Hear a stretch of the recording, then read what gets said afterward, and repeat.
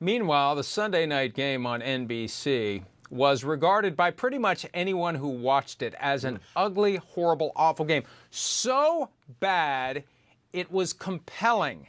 That's how bad it was. And usually for a game like that, when people complain about it, you'll have a segment of social media that rises up to say, we love a good old-fashioned defensive struggle. They were quiet, too. They knew. The last.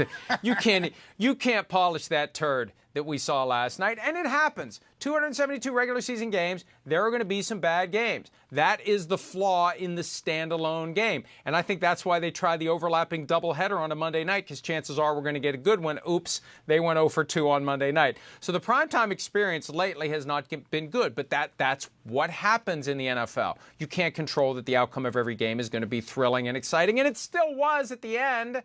It kind of got pretty good. You know, it doesn't matter how sluggish and awful it is for the first 55 minutes. If you give us an exciting final 5 minutes, which we got, what the heck? I mean, finally, the Broncos string together a decent drive, and they get down the field. Russell Wilson looking like old school Russ, moving up in the pocket, running the ball when the opportunity was there, throwing caution to the wind, dropping dimes, open receivers, just working his way into the end zone. There's Melvin Gordon with the touchdown run. First touchdown for the Broncos in the red zone this season. They had mustered, I think, 0 points in the red zone. Miscues, goal line stands, etc. So that was big. So they get the touchdown. It's 11-10, and then they hold the 49ers. 49ers had a couple of opportunities, but, you know, Myles, it was kind of Jimmy G doing Jimmy G things. This is why they're trying to turn the page to Trey Lance.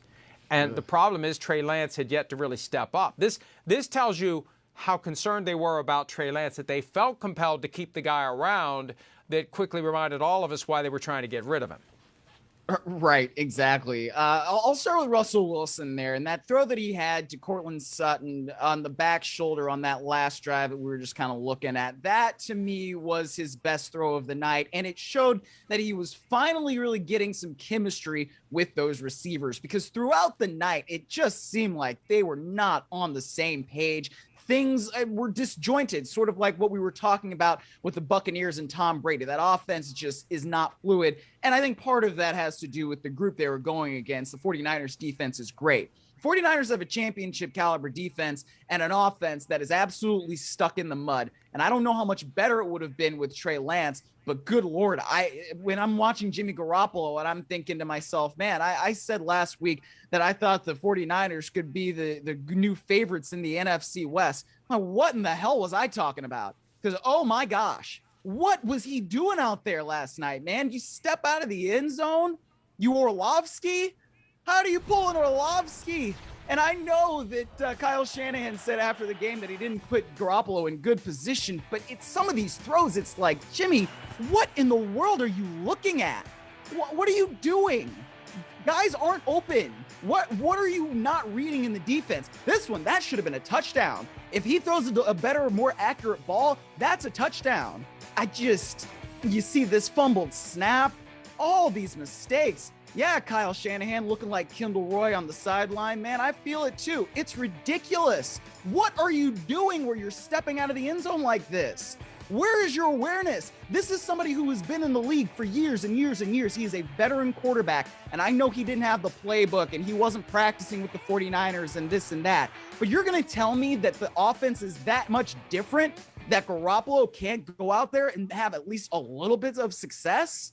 Come on, man.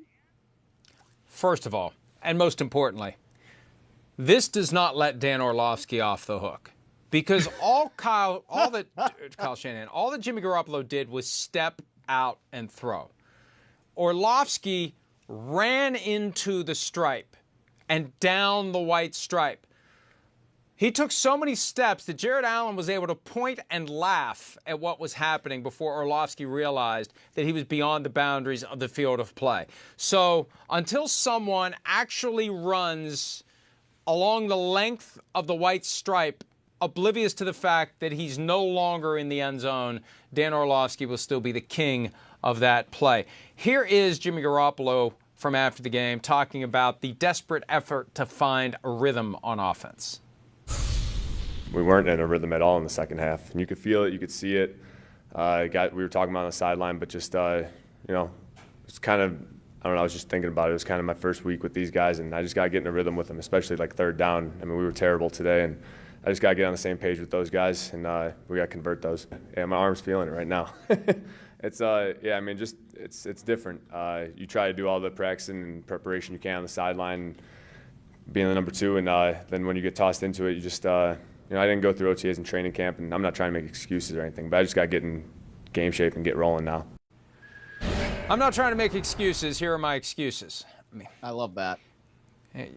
Here, I mean, really, that's what it was. He just said that those aren't excuses. After he listed his excuses, he said they're not excuses, or I'm not trying to make excuses. They're just happening organically and naturally.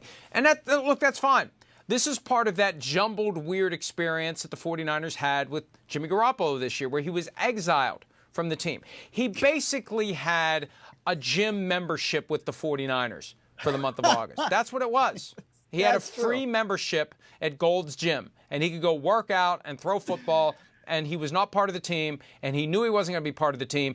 They weren't making him study the playbook. They weren't having him do anything productive whatsoever until they realized we probably should keep this guy around because we're really not sure that Trey Lance is going to be the guy. Oh, and there's also a chance Trey Lance could get injured, and he did. And now Garoppolo's thrust back into it. Look, he had some head-scratching moments. He had some bad throws. He threw the interception on the drive where they were trying to get in field goal range to potentially win the game. But I want to go back to the drive before the Broncos finally woke up, because I think the attitude was, the 49ers defense is playing so well tonight, it doesn't matter. They're never going to allow a touchdown drive to the Broncos until they did.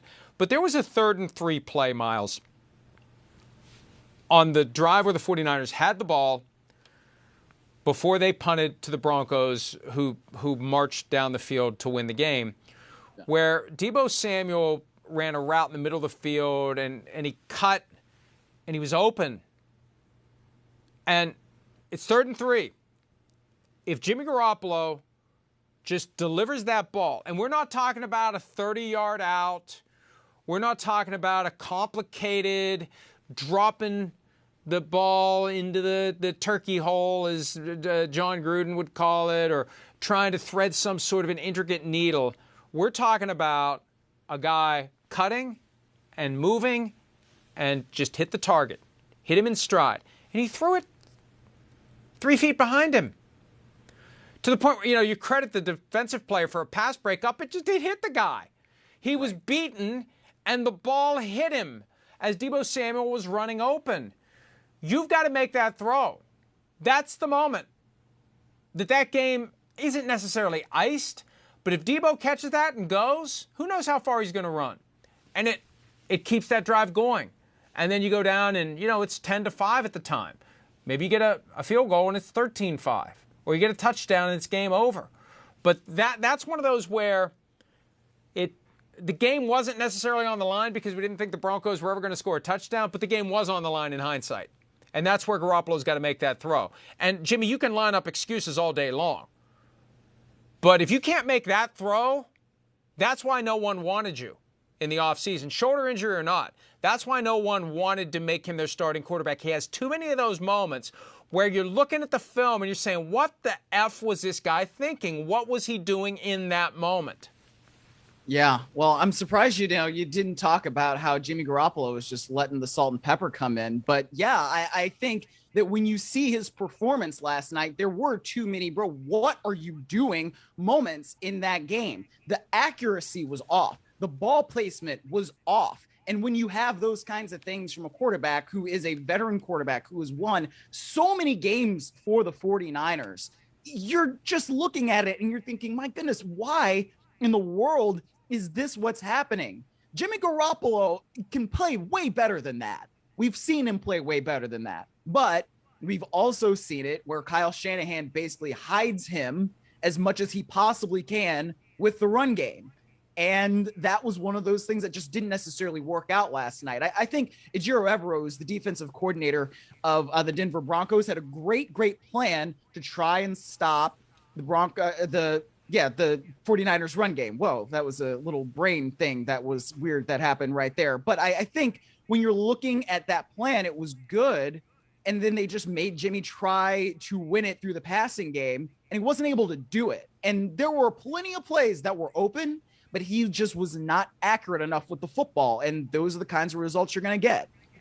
There was a quote at one point last night from either Chris Collinsworth or Mike Tirico that Evero said, "We may lose this game, but we're not going to be beaten by George Kittle or Deebo Samuel." Right. Didn't mention Jimmy Garoppolo. We're not going to be beaten by George Kittle or Deebo Samuel. And Kittle neutralized. Deebo Samuel, not the usual Deebo Samuel night, avoided what looked to be a potentially serious injury. Good for him that he was able to come out of that scrum okay. And one last thing, I'm not going to let this go by without a comment from me. I didn't mention that Jimmy G's starting to let the salt and pepper come through, but I know how this movie ends.